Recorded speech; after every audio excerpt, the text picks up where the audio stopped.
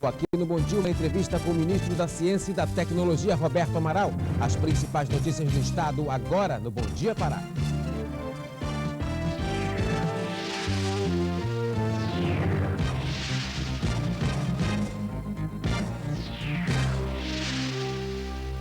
O ministro da Ciência e da Tecnologia está em Belém. Ele veio se reunir com dirigentes de unidades de pesquisas do Ministério e dar início à maior aproximação dos trabalhos desenvolvidos pelo Museu Emílio Gueldi com outras unidades de pesquisa do país. Ele é o nosso convidado agora no Bom Dia Pará. Ministro, bom dia, bem-vindo.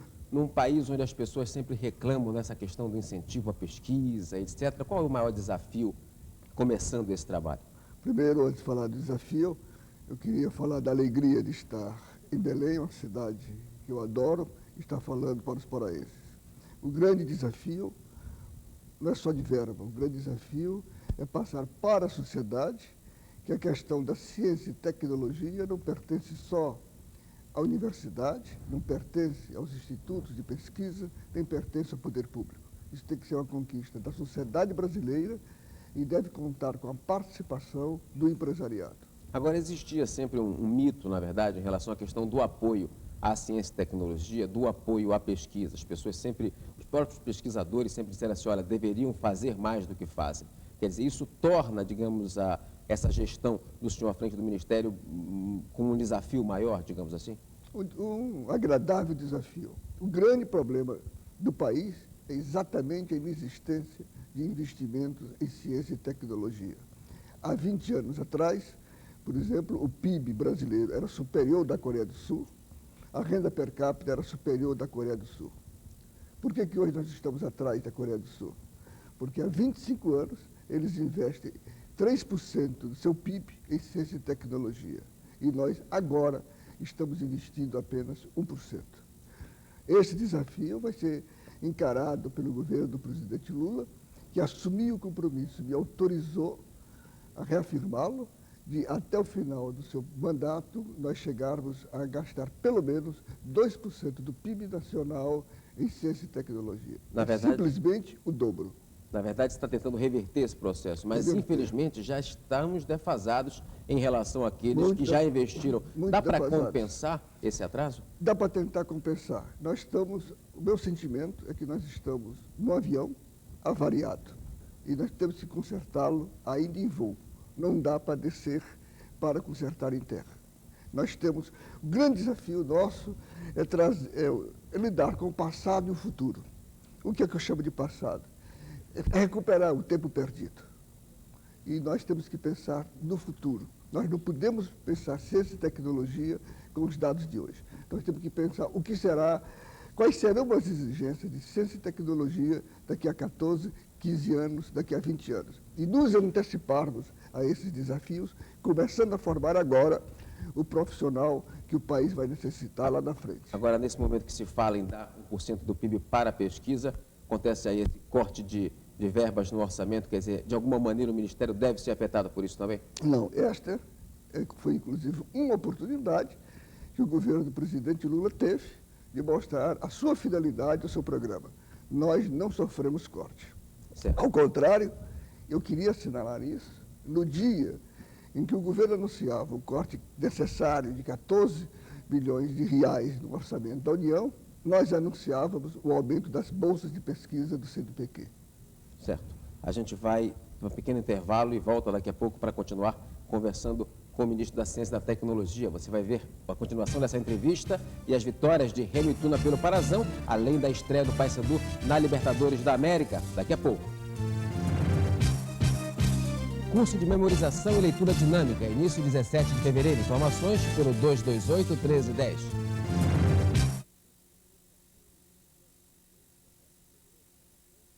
E nós continuamos a entrevista com o ministro da Ciência e da Tecnologia, Roberto Amaral. Ministro, essa questão de bolsas para pesquisa, CNPq, são mais 14 mil bolsas, é isso?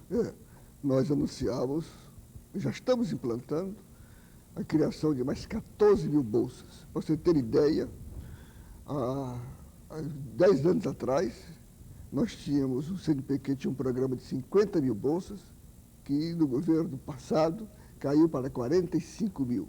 Ou seja, o Brasil cresce, as universidades crescem, a demanda cresce e nós diminuímos o número de bolsas e depois perguntamos por que estamos atrasados.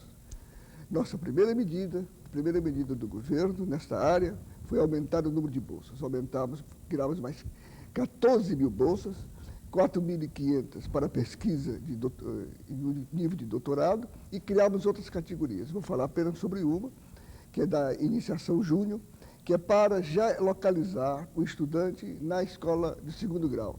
Nós criamos este programa para atender principalmente aos alunos da escola pública. Existe um objetivo também que é descentralizar a pesquisa, não fazer pesquisa só nas regiões mais desenvolvidas e trazer isso para o norte, nordeste. Como é que está isso? Eu vou mais longe. O grande objetivo do nosso governo, do governo do presidente Lula, é desconcentrar. Desconcentrar a renda, desconcentrar a riqueza, desconcentrar também o saber e a informação. Uma das formas disso é desconcentrar os investimentos da União em ciência e tecnologia. Ele não pode ficar como hoje, 80% dos investimentos da União ficam entre os estados do Rio de Janeiro, meu estado e São Paulo. É preciso que a ciência e tecnologia seja um projeto nacional. E ele só será um projeto nacional se nós investirmos no Rio e São Paulo, mas investirmos também no Pará, investirmos também no Amazonas, investirmos também no Piauí. E nas edições dos jornais na internet, chegou até a causar um certo ciúme essa história da descentralização, sugerindo que o Ministério possa estabelecer cotas para pesquisa, ou seja, X reais para determinados pesquisadores, talvez mesmo que não tenha toda essa demanda. O senhor confirma, não confirma essa história?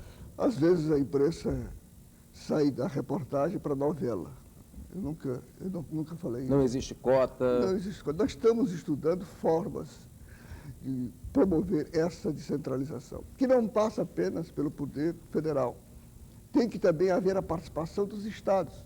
E eu faço aqui de público um apelo para quem me está ouvindo, para pressionar os diversos governos, para que os governos estaduais também investam em ciência, também investam em pesquisa, também investam em tecnologia. Este esforço não pode ser só do poder público federal.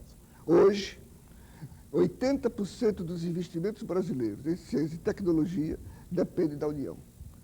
Dos países civilizados, 80% decorre da iniciativa privada. Esse investimento tem que ser da União, dos estados, da iniciativa privada.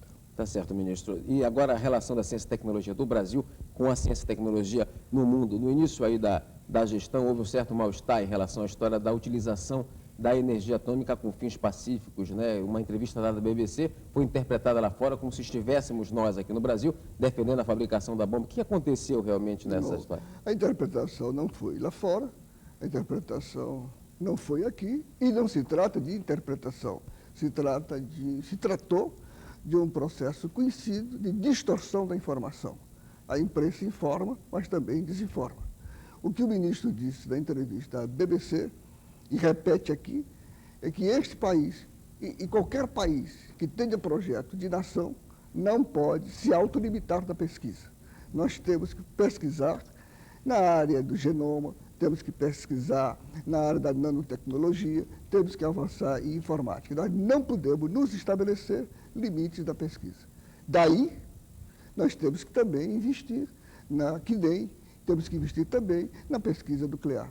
Daí, transformar isso numa defesa da bomba atômica é simplesmente má fé. Tá certo, ministro. Obrigado pela sua participação. Fico muito grato. Sucesso aí nessa empreitada, que ela é difícil, mas ela é prazerosa, como o senhor citou no início da entrevista. Isso. Obrigado. O desafio, quanto maior, melhor. Obrigado ao senhor. O ministro da Ciência e Tecnologia, Paulo Amaral, inaugura em Belém um sistema de transmissão de dados que vai interligar o Museu Emílio Gueldi a instituições de pesquisas de outros estados brasileiros. O ministro da Ciência e Tecnologia, Roberto Amaral, conheceu o espaço de onde ocorrerá a troca de informações entre o Museu Emílio Gueldi e as instituições de pesquisa do resto do país, que fazem parte da Rede Nacional de Pesquisa. A transmissão de dados deixou de ser feita pelo e-mail para funcionar através de um circuito de rádio, que torna o acesso à internet mais rápido e seguro. Nós vamos fazer parte dessa grande rede nacional, mas também vai trazer para a instituição melhor capacitação dos nossos técnicos e na organização das nossas informações. Após a inauguração das instalações, o ministro falou dos planos do governo Lula para a Amazônia. Segundo ele, os programas de investimento na área de ciência e tecnologia não serão afetados, mas o governo pretende mudar as regras de aplicação dos recursos para que todos os estados possam investir em pesquisa. Esses recursos precisam se espalhar pelo Brasil inteiro, para que nós possamos formar realmente uma base nacional de ciência e tecnologia, fixando os nossos pesquisadores nas suas regiões, nas suas universidades de origem. O novo governo também conta com a ajuda dos meios de comunicação para mostrar à sociedade a importância da pesquisa no crescimento do país. A intenção é criar uma consciência nacional e fazer com que a sociedade cobre dos políticos investimentos nessa área. É preciso que os meios de comunicação de massa nos ajudem a explicar à população os conceitos de ciência e tecnologia. Isso é fundamental, não é apenas para o futuro do país, não é uma coisa etérea que está lá longe, é para o dia a dia, para o nosso cotidiano.